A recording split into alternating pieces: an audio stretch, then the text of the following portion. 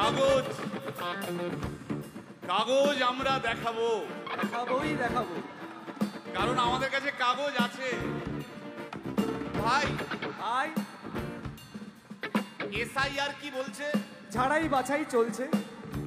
ভাই ভাই মোদির নাকি টেনশন। প্রধানমন্ত্রী কত পায় পেনশন? ভাই ভাই এসব গান বাজনা ছাড়, চল প্রমোটারি করি, বড় গাড়ি চড়ি, ইলেকশনের মেজাজ বুঝে দলটা বদল করি।